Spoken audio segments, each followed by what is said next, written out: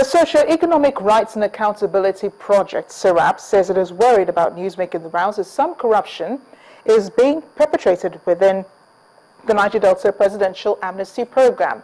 SERAP is seeking an urgent probe of the program by President Muhammadu Buhari.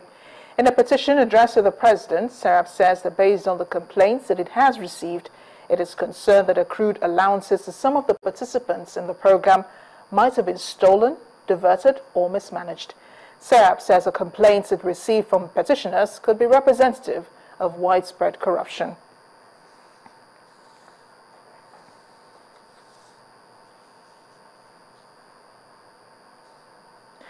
Meanwhile, teachers in Kebbi State have lamented the poor and dilapidated state of infrastructure in the science and technology colleges. They say despite government's investment in education in the past 2 decades, the standard of education remains poor on average and uneven across the state, hampering quality of learning. Our correspondent, Gloria Omezoke, has more on this.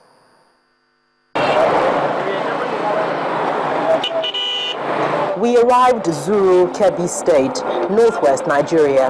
Moving along Amadu Bello Way, we observe the town heading straight to Government Science and Technical College, Zuru, a state-owned secondary school established in 1966.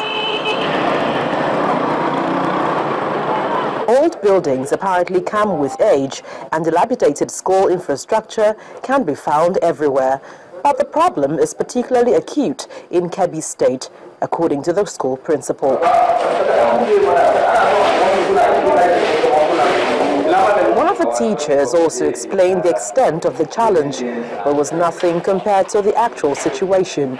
Students of Government Science and Technical College, Zuru, are compelled to study with no desks, no chairs. You can imagine students being taught in a classroom of no single chair. They are sitting down on the floor. By the time you are giving them notes to copy, you find that after writing for some minutes, they will have to be raising their back, that their back is paining. Find that they will be bringing a lot of complaints. Even if they are not finding any problem like urinating, they will say, Mala, I want to go and urinate, just because to want to go out and ease their suffering. After school, the students head to their dormitories. It may sound like something from the pages of a history book, but the state of infrastructure in this college is very real. Well, this is one of the dormitories here, and very clearly there are no doors, no windows. This piece of metal you see behind me is a bunk actually, and it serves as a security barricade for the students at night. It's supposed to be a model government college. The pathetic condition of this school in the heart of the town speaks volumes about the apathy of the government concerned. I'm right inside one of the hostels where the students are now having their siesta. It's a pathetic situation, but it gives the feeling of being in a prison yard. And apart from that, the students under this condition might not get the needed rest.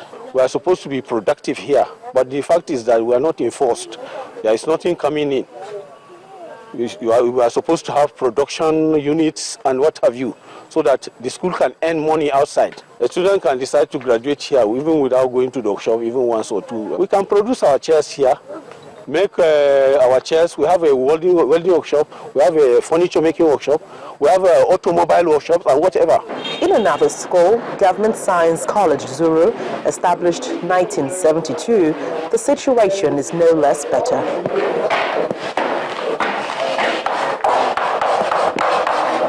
The school gets a paltry 40,000 naira per month, which is grossly inadequate. They are facing so many problems which are affecting them one way or the other as far as their studies is concerned, because there's not much concentration, there's not much relative comfort as far as the students are concerned. The acting chairman of Zuru local government claims they are unaware of the school challenge. The local government is not solely responsible for looking at the problems in the schools. But since we are a local government, everybody belongs to us. We will look into the issue. And where necessary, we forward the complaints to the adequate authority, that is the Ministry for Education. And we still pressurize them to come and see for themselves the condition of the schools in the area. There was total neglect of what is referred to as education. And unfortunately, it remains so for 8 years. So what we are trying to do now is to see how we can recover. We might not be able to recover fully from the lost 8 years, but we should be able to do something towards recovering from that. These students have lofty ambitions for the future, but with the state of dilapidated infrastructure, there's no doubt they stand likely to be cut short unless the government or private organizations intervenes urgently. Gloria Umezuke, Channels Television News. Meanwhile, the Kogi State Governor Idris Wada has asked all students in the tertiary institutions of Kogi origin across the country to register on the new web portal of the Kogi State Scholarship Board so as to get the next bursary award from the state government. Governor Wada said this in Lokoja during the inauguration of the state scholarship website and e-payment facility. According to him, his administration has employed the modern information technology to further lighten the burden of administrative processes in paying the students. Payment of bursary to Kogi State students in tertiary institutions across the country has not been an easy task for the State Scholarship Board.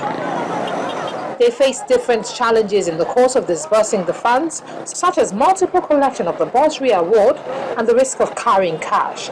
But for transparency and accountability, a new web portal for e-payment has been created, and the launch of this portal is the reason for this gathering.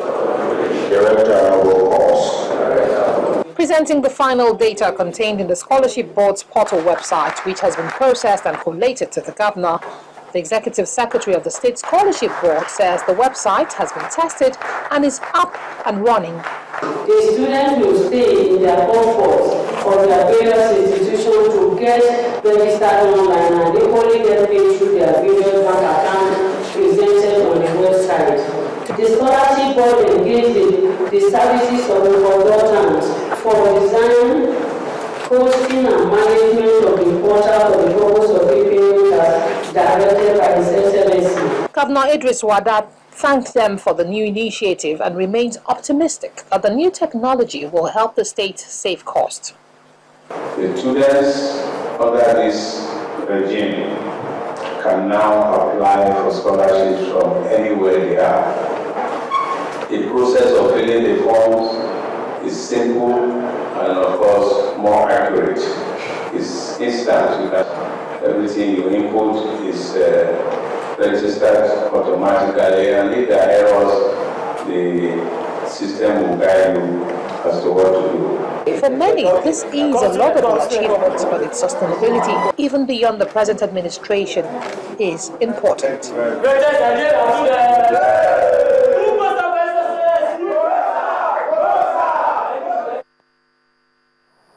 We're in the southeast now in Imo State, where the government has flagged off teachers' professional development programs aimed at raising the standard of education and enhancing effective teaching and learning in schools. During the flag-off ceremony at the Government House, Owerri, the state capital, Governor Rochas Okorocha, represented by his wife, Mrs. Nkechinyere Okorocha, said the program is organized by the state government under the Imo State Universal Basic Education Board to demonstrate the administration's love for education. He advised teachers in the state to take advantage of the training to develop themselves to compete with counterparts around the world.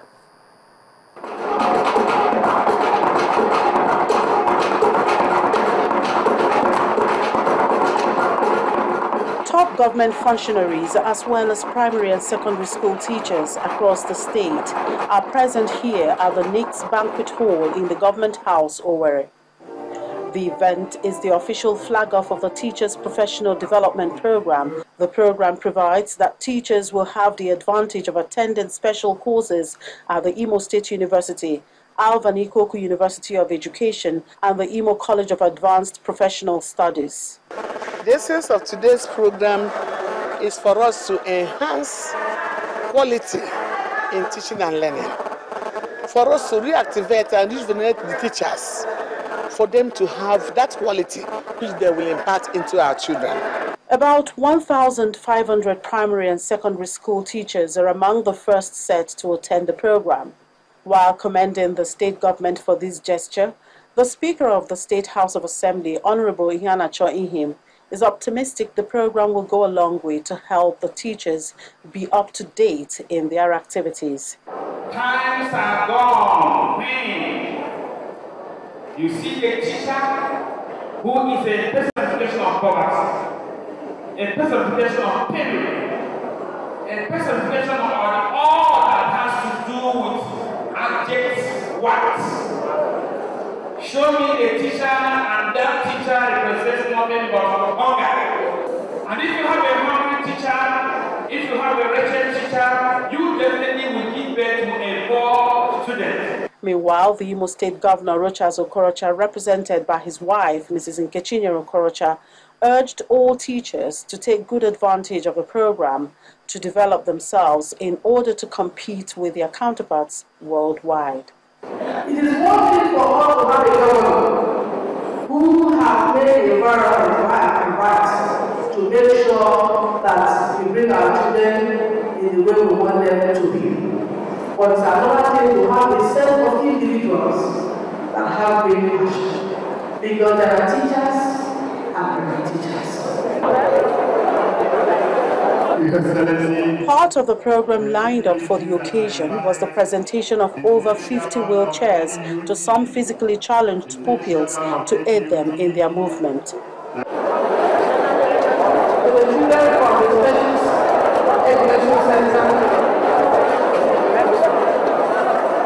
It is expected that this gesture by the Imo State government will translate to a better and more qualitative education system in the state. Still ahead of the news at 10, the All Progressives Congress, the APC, asks the federal government to probe past NLNG payments. Please join us again.